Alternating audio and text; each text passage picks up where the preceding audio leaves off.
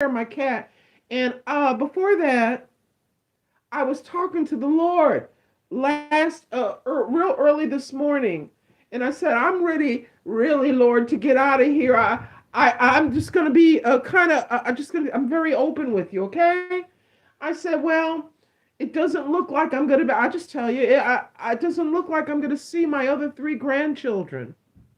It just doesn't feel like I feel like I'm gonna die, Lord, and I'm not gonna see my grandchildren. I feel like I'm going to leave this world, Lord, and I'm not gonna see my family." This is the discussion I was having with God last night out loud, like I'm talking to you. And Lord, I'm not really lonely, but I do feel a little bit alone. Sometimes I feel a little bit alone. I wish that my son would have been able to come and visit me, but he has a family of his own, and she's getting really big, the mother of my grandbabies, and he don't want a chance being away, and I totally respect that. They have a family. So I wasn't having a pity party, believe me. I was just telling him how I felt I was all by myself, how I felt like I was all by myself. And then I was saying, I wish I could get my family together, my son and my sister Daisy and my brother Henry. I was having a heartfelt conversation. See, you can have a pity party, and it's upsetting to God sometimes. Listen to me. But this is how you must speak to him. You must speak from the truth of your heart. You must be so honest and transparent because he sees through you anyway. Show him some respect. Try not to, don't hide nothing. So I was speaking what was deeply in my heart. I said, Lord, I'm probably just going to die alone here. My body's going to die and I'm going to be all by myself, but that's okay. I can accept it. But I surely would like to see my grandchildren and hug and kiss them before I leave. That's so deep in my heart. And Jessica Renee, you don't seem to understand. I understand your hurt feelings for the end of a relationship, but you need to understand that it goes a lot deeper. It goes a lot deeper, beloved. It goes so deep. So I went to sleep. After I had that discussion, I think I ate something. I ate the last of my supper. I had stuff left over. I was having an ordinary dream. I was kind of like in this place. It was me and this one sister. This African American woman was sitting with me. Her hair was parted to the side. It was old school. It was old school. You know how we used to grease our scalp? Listen to me. We used to grease our scalp. Well, my 100% African American sisters would grease their scalps and stuff like that, where her scalp looked greased to the side, right? See, I don't have that type of hair. I put let me stop. I'm going off to the side. But anyway, she looked old school, ladies. Some of you ladies will understand. Her hair was slicked to the side like this. And she had an old school, like not a jury curl, but big curls on the side. And she was caramel colored. I can just about still see this sister in my dream. And we were having a discussion about something. And I said, well, I just don't understand why. I think we were talking about why people are being cruel or something. And I said, yeah, she said something to me. She was seated sideways, and I was seated this way, where I'm looking at her on the side. And we're talking. And in the middle of my sentence, it's like I got real tight. If something grabbed my whole body. I don't know how to describe. I'll describe as best as I can. It's kind of like a clamp or something. Like this is my body. Oh, let me get something smaller. This is my body. It didn't speak to me. It didn't speak to me. It grabbed me like this. I was like this. Held me real tight. He wasn't hurting. I don't know why I'm saying he. but he wasn't right in the middle of a sentence.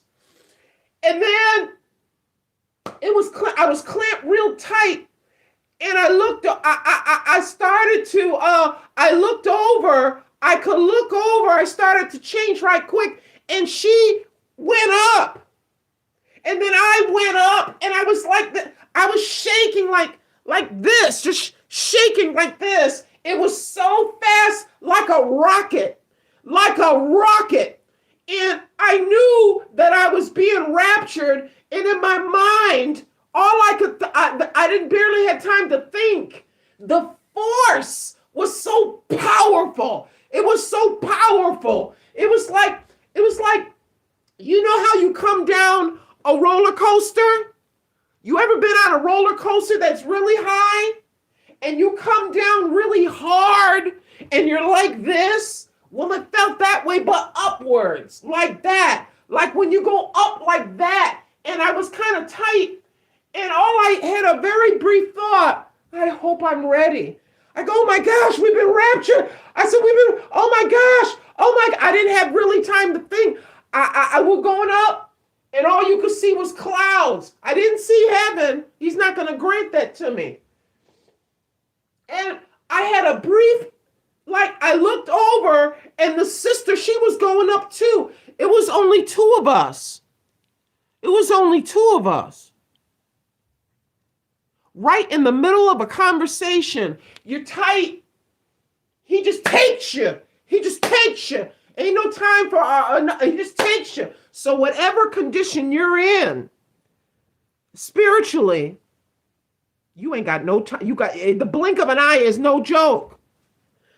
So yeah, and so that's what I thought. I thought in my mind, I was just tight.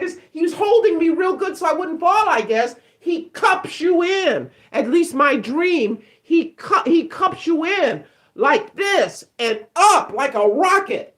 And I could feel the force of the upward force. I could feel the upward force. There's no talking. There's no talking. There's no, Lynn, you're being raptured. You know you're being raptured. And I could barely have the thought. I kind of peeped over. I had like a split, whatever you want to say, and she was gone. You all of a sudden, you don't expect it. You get like like that, and you're just like this. And I thought, I hope I'm ready.